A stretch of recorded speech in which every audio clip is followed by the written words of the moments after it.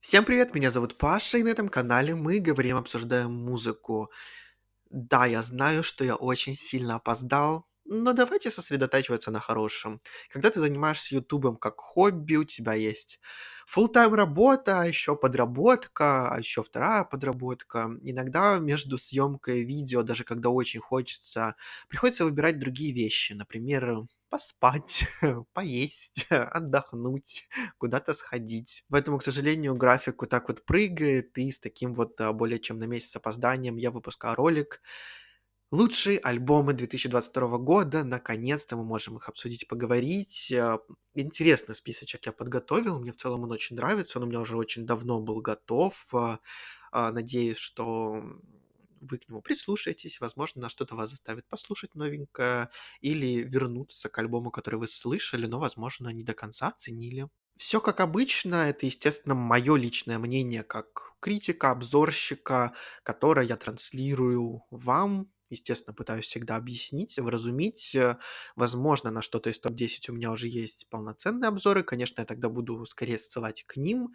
Ну и пару слов про каждый альбом, конечно, нужно будет сказать. Еще такое маленькое короткое объявление. Я на канале включил функцию спонсорства, поэтому если вдруг у вас возникло желание поддержать мой канал, мой телеграм-канал, все как бы в связке вместе работает, то вы можете в описании нажать кнопочку «Спонсировать». Там есть всякие разные уровни, которые называются в честь разных певиц. В общем, забавно. Можете почитать, если хотите. Но, естественно, никому, ни к чего, ни к чему, никуда, ни зачем.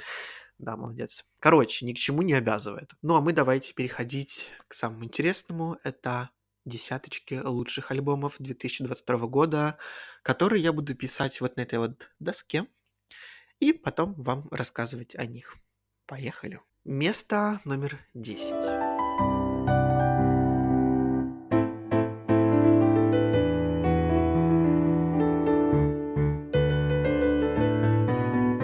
С альбомом Renaissance от Beyoncé у меня, конечно, были целые американские горки отношений, но в целом все то, что я говорил в своем полноценном длинном обзоре, который вы можете посмотреть на канале, в целом я совсем по-прежнему согласен, за небольшими «но». Я считаю, что альбом со временем действительно растет в глазах, кажется более интересным, и, соответственно, я ему посвящал чуть больше времени и старался расслушать. Я все еще считаю, что это вполне себе интересная концептуальная работа, в которую было вложено огромное количество сил, очень большого количества людей, огромное количество продюсеров, найденных сэмплов, скандалов, связанных с этими сэмплами, конечно же. Но вот каждый какую-то свою крупицу, частичку внес, и в целом из этого получился вполне себе такой хорошо сбитый, интересный концептуальный проект, связанный с даже не столько хаус-дэнс звучанием, сколько с хаус-культурой. А это, как вы знаете, уличная культура, танцевальная культура, очень андеграундная культура. И вот тут возникает мой самый большой, ну, наверное, диссонанс с этим альбомом, потому что при всем вот этом крутом, интересном звучании у меня максимально не вяжется исполнитель этого альбома с тем, что она исполняет. Потому что, ну, сколько угодно можно придумывать и представлять себе, но Бейонсе — это не человек улицы, это не человек андеграундный, это человек с короной на башке. И, наверное, поэтому по-прежнему у меня иногда при прослушивании альбома возникает такая мысль, с которой вы сейчас не согласитесь определенно, и, возможно, скажете, что я сошел с ума или я не прав. Но я считаю, что альбом Renaissance во всем своем вот этом вот виде и создании звучал бы интереснее от какого-то другого артиста. Я не говорю, что он звучал бы лучше, я не говорю о том, что он бы был такой же популярный, потому что, конечно же, эффект Бейонсе — это эффект Бейонсе. Я не говорю о том, что он бы в целом как-то повлиял на культуру, но он был бы интереснее. При этом по-прежнему треки вроде Cozy, Cafe, Summer Renaissance я считаю просто великолепными. Они у меня в плейлисте довольно мощно сидят, чуть ли не с самого выхода альбома. И не упомянуть в топе такой действительно неплохой, интересный альбом я просто не мог. И именно поэтому, в общем-то, альбом Renaissance у меня в десяточке. Конечно же, рекомендация и лайк всем, кто над ним работал. Место номер 9.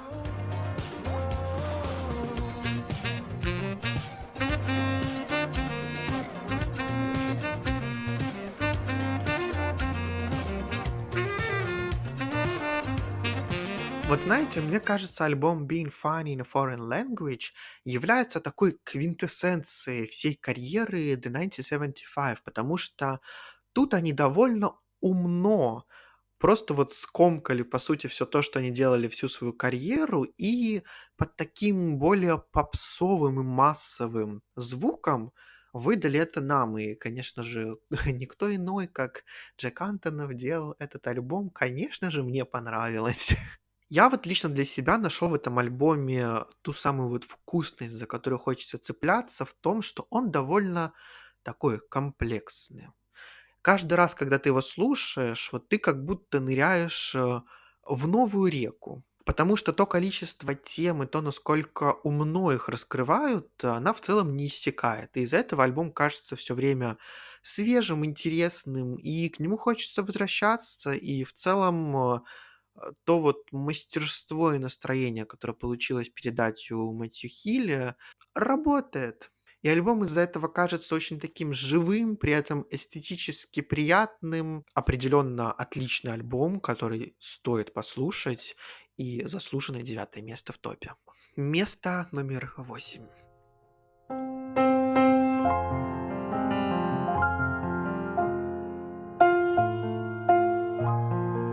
Наверное, одно из самых очевидных мест в моем топе — это «Розалия» с альбомом «Мотомами».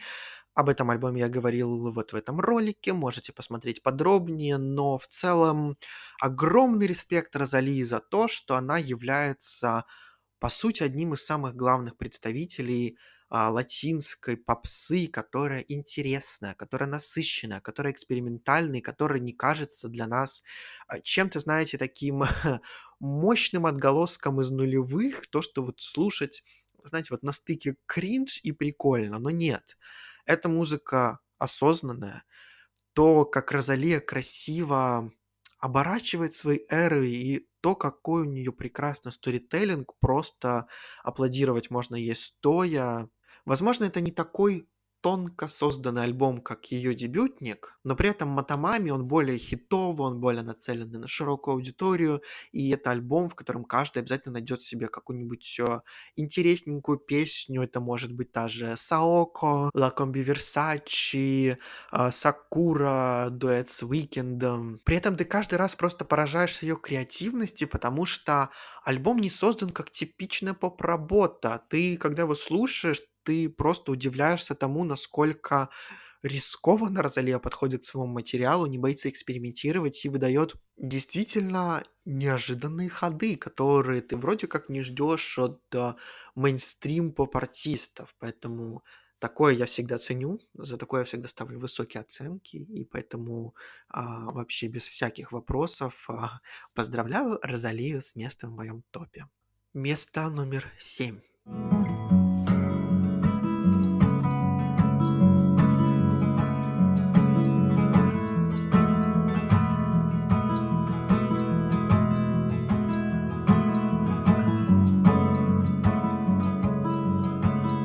К альбому Dragon New World Mountain I Believe in You от группы Big Thief у меня какие-то настолько теплые и ностальгические, что ли, эмоции, что вот честно, даже трудно описать, чем меня в первую очередь зацепил этот альбом.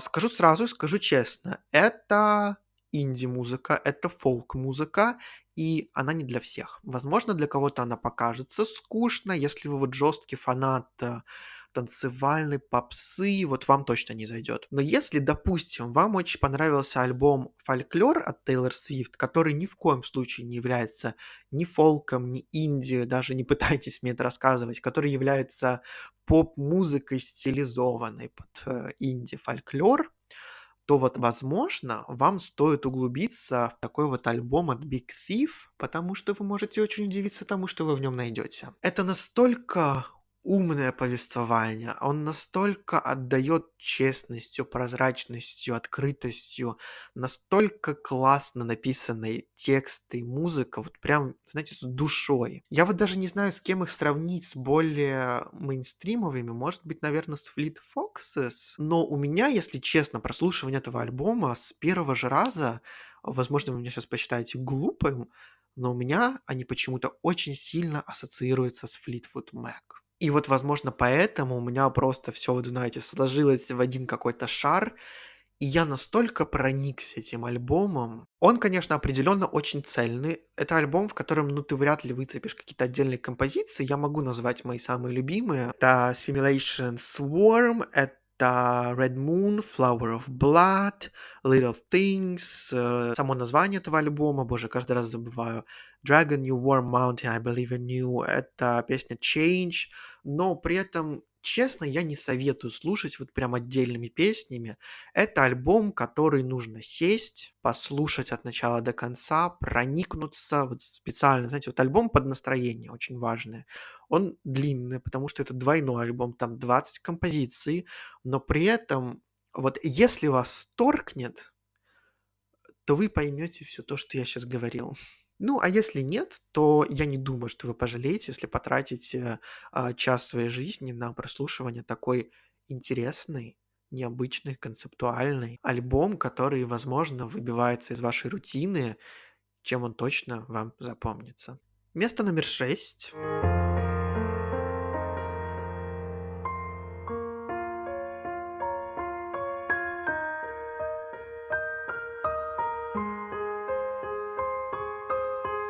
Сиза с альбомом SOS, ну или же SOS, если проще, снова всем доказала, что в жанре альтернативного R&B ей равных нет. И да, я решил включить все-таки этот альбом в свой список, так как я с ним очень сильно задержался с самим роликом, и вообще обычно в списках декабрь не учитывается. И у меня тоже так было, но так как у меня был еще целый январь, если что подумать, то я решил, что все-таки закрою уже целиком этот год и не буду декабрь переносить на итоги 2023, потому что, скорее всего, Сиза бы там в любом случае появилась, потому что альбом «Сос» потрясающие, невероятно звучащие, очень продуманные, очень цельные. Хотя при этом я до сих пор считаю, что, наверное, ее дебютник Control мне понравился чуть-чуть больше. Потому что если ты слушаешь Control, то в целом производится такое впечатление, как будто она не знает, как сойти с пути идеальной композиции. То есть она вот прям с первой до последней песни чешет просто вот те в лоб и в уши. На этом альбоме есть композиции, которые я бы сказал, что, ну, в целом они могли бы тут и не быть. Это, допустим, та же песня Conceited, Smoking on my Ex-Pack, то есть альбом очень длинный, вот правда, очень.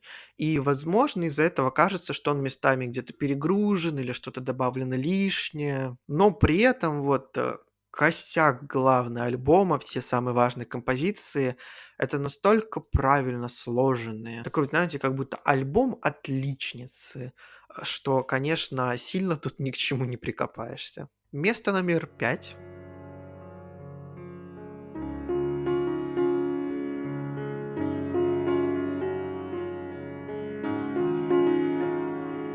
Вот знаете, когда я делал свой полноценный обзор, который вы можете посмотреть, на Harry's House Гарри Стайлза, я был не уверен, является ли это лучшей его работой, потому что вот где-то около там гулял Fine Line, но сейчас я могу с уверенностью сказать, что Harry's House — это лучший альбом в карьере Гарри Стайлза, и в целом сейчас мне очевидно, насколько логично, насколько правильно, насколько деликатно он прям как по ступенькам идет со своими альбомами, материалом, то, как он себя преподносит, насколько он с каждым альбомом становится чуть более раскрепощенным как артист, как он понимает, какое его место в этой индустрии, что он хочет показать, что он хочет сказать своей музыкой. И, наверное, Harry's House на данный момент максимально олицетворяет Гарри Стайлза как артиста. Что-то мне подсказывает, что вот именно такой альбом проживет в перспективе намного дольше, потому что тут все работает. И, конечно же, это заслуга не только Гарри, но я считаю, что у него получился просто какой-то невероятный тандем с продюсерами Кит Харпун и Тайлер Джонсон, которые работают сейчас очень часто вместе. И я считаю, что они могут быть очень большим будущим продюсерским для поп-музыки, потому что то, насколько они создают не самую ожидаемую тривиальную поп-музыку, к которой мы привыкли. То есть это такие, это не Макса Мартиновские, знаете, такие поп-песни, которые мы знаем с 90-х. Это немножко другой подход, который при этом очень хорошо работает. Flowers от Майли Сайрус тому подтверждение. Это работа той же самой команды. При этом тут у Гарри очень крутой набор композиций, та же плюс-минус для него экспериментальная Music for a Sushi Restaurant, та же Grape Juice такая из экспериментальных, As It Was, которую я назвал песней года, Матильда и Love of My Life, если мы говорим о больше таких балладных историях или романтических, Cinema, Driving, Keep Driving, Satellite, о песне Boyfriends мы не говорим и не вспоминаем, ее не существует на этом альбоме, Daylight, Little Freak, в целом все можно послушать, все работает на этом альбоме отлично, и поэтому, конечно, пятое место тут без вопросов. И записав кусочек с Гарри, я понял, что забыл нарисовать его иллюстрацию. Вот она, если что, такая. Место номер 4.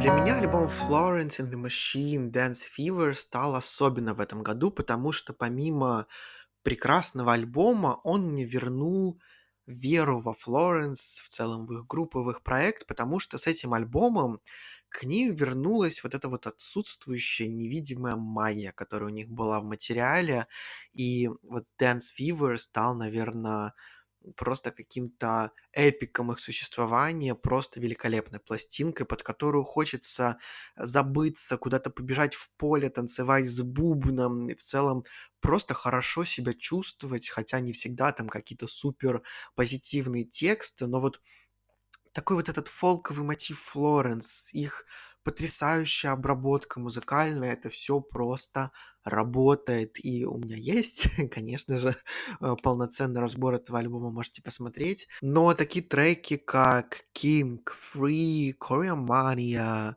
даже Cassandra, My Love, просто великолепные, потрясающие композиции.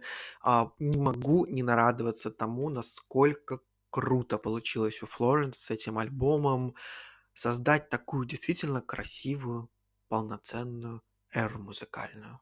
Ну а теперь коротко, фактически без описаний, но традиционно 5 альбомов, которые я отношу в рубрику «Достойные упоминания», но которые не вошли в десятку. Это альбом «We» от Arcade Fire, очень такая хорошая рок-инди-пластинка, не лучшая работа от Arcade Fire, но достаточно крутая, чтобы быть упомянутой. Это Рина Саваяма с альбомом Hold the Girl. Мне очень понравилась эта работа. Наверное, не так сильно, как дебютник Рины, но Un Verano Cinzia от Bad Bunny. Это хорошая латина. Я знаю, что многие не приемлют почему-то до сих пор Bad Bunny, но, наверное, из-за предубеждения его очень сильной популярности на Западе происходит такое немножко отторжение, но поверьте, годика через 2 все мы будем его слушать. Альбом правда хороший. Бьорк с альбомом «Фосора» мне понравилось. Наверно, не так я смог проникнуться этим альбомом Бьорк, как другими ее работами, но тут тоже все очень на уровне. И пятый — это альбом от Waves Blood, and In the Darkness Hearts Glow. Очень красивая пластинка. Если вы не знаете, кто это, вот рекомендую прям вслепую найти этот альбом и послушать. Мне кажется, вам понравится. Место номер 3.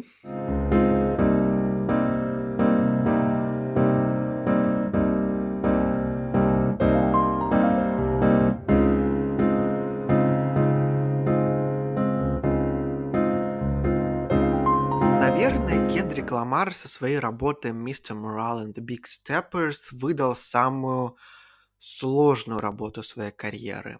И сложную не в плане того, что она там какая-то слишком заумная или слишком экспериментальная. Нет, она сложная в том, что в этот раз Кендрик Ламар решил копать глубоко в себя, раскрывать нам себя как человека, свои какие-то переживания, внутренние амбиции. И это, наверное, то, чего он раньше не делал. Из-за этого альбом кажется, на первый взгляд, очень интимным, и даже порой как-то немножко кажется тебе вот неприятно в этом всем копаться. Но каждый раз вот слушая эти песни, ты замечаешь вот эти вот семена, которые бросает в землю Кендрик Ламар, чтобы в конце это все раскрылось тебе полноценной, огромной картиной, как, собственно, со всеми его работами.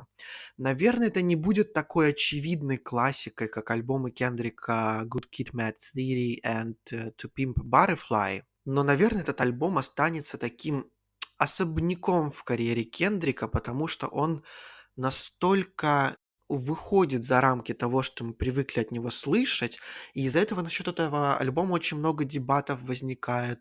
Такой ли он великий, как вся карьера Кендрика? Да, он потрясающий, это очень сложный, как он любит комплексная работа, где он отражает через себя все свое общество, транслирует это нам. Это, естественно, альбом, в котором нужно очень долго вариться. Мне кажется, мне еще, не знаю, год нужен минимум, чтобы целиком его понять. И опять же, в своем обзоре, который вы можете посмотреть отдельно, я все это рассказывал. Но, несмотря на все это по-прежнему великолепная работа с невероятными текстами, потрясающим качеством и вот тем вот кендриковским штампом, которого мы от него всегда ждем, он все равно тут присутствует. Такие работы, они, наверное, не на каждый день, это вряд ли будет, знаете, такой альбом в наушниках, когда ты идешь гулять по улице. Нет, это больше альбом про подумать, поразмышлять, спроецировать Кендрика на себя, себя на Кендрика, и вот таким вот и в такой баскетбол немножко с ним поиграть. И такие работы тоже важны, они нужны, и я очень уважаю его за такой смелый шаг в его карьере. Место номер 2.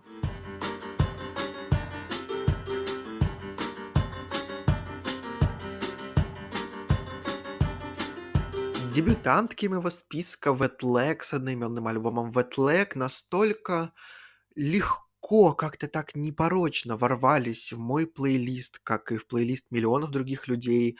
Я настолько разрекламил их и на канале, и у себя в телеге, что этот альбом вошел в десятку голосования вас, моего телеграм-канала Showbiz. Если честно, мне кажется, у Wet Leg вот с их вот такой вот изюминкой их британской провинции настолько все сложилось красиво, приятно и правильно, что правда возникают такие мысли, что они могут стать теми, кто, ну, принесет действительно что-то новое, необычное, и немножко перевернет вот этот немножко такой застоявшийся жанр альтернативного рока, потому что, да, их музыка кажется очень простой, легкой, задорной, такой не особо заумной, но это так только кажется, потому что чем больше ты слушаешь альбом, тем больше понимаешь, что вся эта задорность и веселость складывается из очень-очень таких тонких, продуманных моментов, инструменталов просто потрясающих. И в целом их энергетика, их подача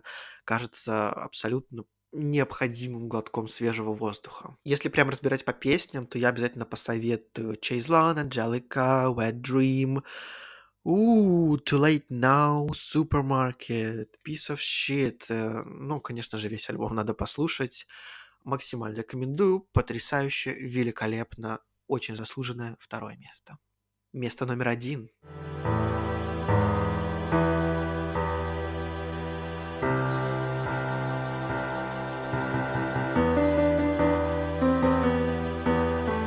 Знаете, мне кажется, прям сложилась такая небольшая традиция, что первые места в своих списках я обычно отдаю очень каким-то специфичным альбомам, где я хочу немножко, как бы, знаете, вложить больше, чем сам альбом вот в это первое место.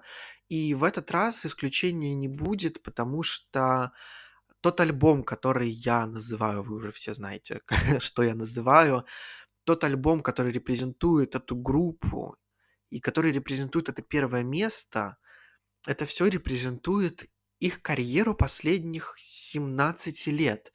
Конечно же, Arctic Monkeys, The Car, если вдруг кто-то только слушает мои ролики. Я считаю, что то, как взрослели со своей музыкой Arctic Monkeys, просто что-то невероятное, что нужно изучать абсолютно всем в индустрии, всем любителям музыки, потому что то, насколько смело, насколько вот без оглядки назад они подошли к тому, как они будут развиваться как музыканты, Это надо еще поискать.